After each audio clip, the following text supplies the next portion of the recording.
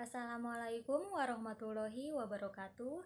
Kami kelompok 6 dari kelas jurnalistik 3D ingin menjelaskan mengenai roman Hayy bin Yaqzan karya dari Ibnu Tufail.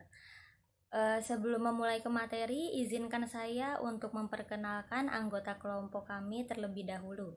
Yang pertama ada saya sendiri, Vera Sabrina dengan NIM akhiran 156. Yang kedua ada Muhammad Fahri Isti dengan NIM akhiran 157.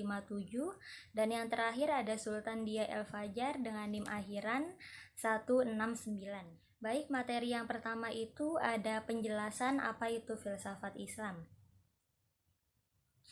Filsafat berasal dari bahasa Yunani yaitu philo dan sophia. Philo berarti cinta dan sophia berarti kebijaksanaan atau kebenaran. Sedangkan menurut istilah, filsafat diartikan sebagai upaya manusia untuk memahami secara radikal dan integral serta sistematik mengenai Tuhan, alam semesta, dan manusia, sehingga dapat menghasilkan pengetahuan tentang bagaimana hakikatnya yang dapat dicapai akal manusia dan bagaimana sikap manusia itu seharusnya setelah mencapai pengetahuan tersebut. Sebagian orang mungkin merasa sulit untuk memahami filsafat Islam dan merasa bosan apabila dipelajari hanya dengan membaca atau menonton saja. Namun saat ini sudah ada media filsafat untuk mempelajari filsafat itu sendiri, yaitu melalui novel atau roman yang dirangkai dengan narasi kesastraan yang indah. Salah satu filosof muslim yang menggunakan media filsafat roman ini adalah Ibnu Tufail dengan karyanya yang berjudul Hayy bin Yaqzan.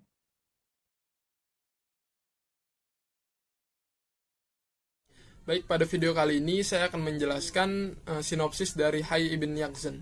Hayy bin Yaqzan adalah seseorang manusia yang hidup dalam asuhan rusa. Dalam film-film kita mengenal Tarzan, anak yang dibesarkan oleh gorila.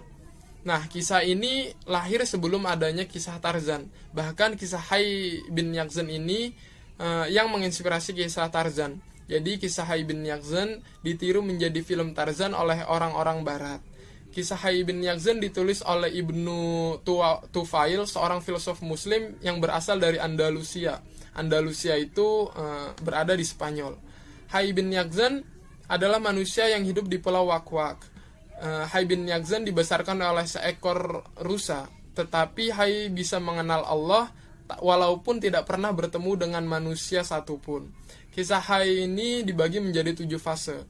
Fase pertama dimulai dari masa pengasuhan, penjagaan induk rusa hingga Hayy kecil berusia 7 tahun. Pada fase ini, Hayy kecil sudah bisa membedakan suara binatang dan juga dapat menghitung jumlah bintang.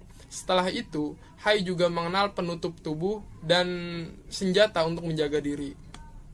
Pada fase kedua, dimulai ketika induk rusa mati. Dari kematian induk rusa ini, Hayy meniru tubuh induknya untuk mencari tahu penyebab kematian ibunya. Setelah membedah tubuh induknya, Hayy menarik kesimpulan bahwa yang menggerakkan tubuh induknya adalah sesuatu yang bersemayam di dalam jantung. Dari penelitian ini juga, Hayy mulai membagi jenis-jenis anggota badan serta tugas masing-masing anggota yang menggerakkannya.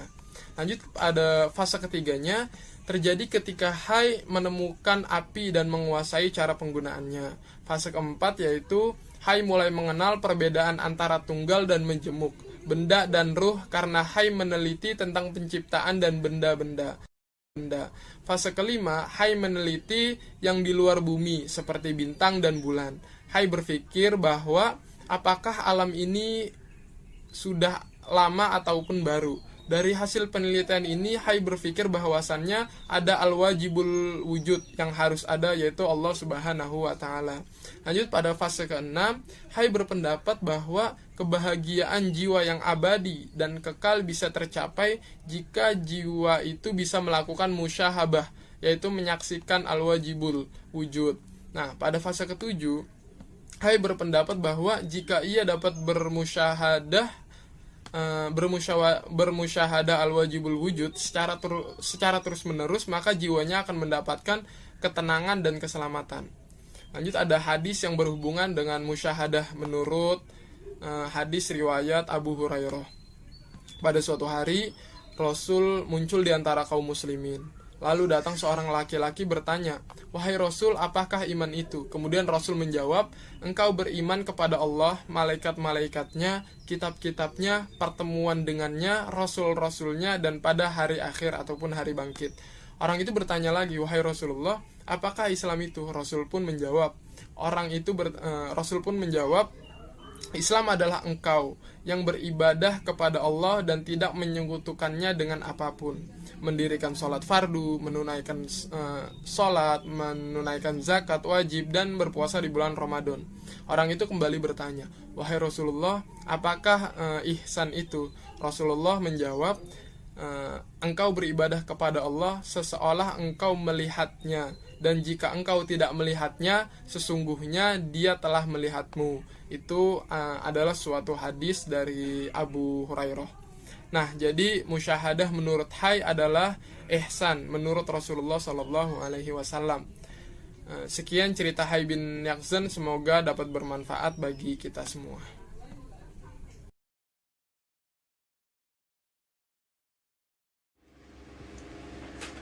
3. Pesan-pesan filosofis. Kebenaran keagamaan bagi orang awam bersifat harfiah dan eksternal, sedangkan perenungan tentang kebenaran hanya bisa didapat oleh orang yang istimewa saja. Dan melalui proses pengalaman, orang istimewa tersebut lebih unggul dari orang awam, sehingga mereka lebih banyak mendapat karunia Tuhan. Dan kisah Hai bin Yaqzan ini telah banyak dijadikan inspirasi dalam perkembangan karya sastra. Inspirasi seni yang terdapat dalam kisah Hai bin Yaqzan ini menjadi karya yang sangat tinggi. Dengan membaca kisah Hai bin Yaqzan, maka dapat mengembangkan imajinasi serta dapat menimbulkan paradigma ataupun pemikiran baru. Pemikiran terkait permasalahan mengenai kehidupan, bahkan sampai pada realitis sejati, serta semua pesan-pesan yang terkandung di dalamnya dapat dipelajari dari semua isinya. Ya, selanjutnya kesimpulan. Filosof Muslim Ibnu Tufail memiliki salah satu karya roman yang berjudul Hai bin Yaqzan. Dari yang sudah dipaparkan sebelumnya, Hai bin Yaqzan terlahir dari tanah liat yang menyediakan segala keperluan janin di tengah proses menjadikan seorang bayi yang sempurna. Tapi ada juga yang mengatakan bahwa Hai bin Yaqzan ini terlahir dari seorang putri kerajaan yang takut ketahuan bahwa dia memiliki seorang anak. Dan anak ini diletakkan di sebuah peti dan dilepaskan di hutan yang luas. Dan ditemukan peti ini oleh seekor rusa, dan rusa itu merawatnya. Tetapi saat umur Hai bin Yaqzan ini beranjak 7 tahun, rusa itu mati. Dan mulai saat itu Hai bin Yaqzan ini mencari hakikat mutlak dan melihat kehidupan di sekelilingnya. Kemudian di umurnya yang ke-35 tahun, Hai bin Yaqzan ini bertemu dengan Asal yang sebelumnya bertempat tinggal di sebelah pulaunya. Dan mereka berdua memiliki rencana untuk memberikan pelajaran kepada penduduk yang di pulau sebelah atau pulau tempat tinggal Asal sebelumnya mengenai agama yang mereka anut. Tetapi ternyata Salaman dan penduduk di sana kurang berminat, dan akhirnya mereka berdua pun kembali ke pulau Hai bin Yaqzan berasal. Sekian dari makalah yang sudah dipaparkan. Saya Muhammad Faristi mengucapkan terima kasih. Wassalamualaikum warahmatullahi wabarakatuh.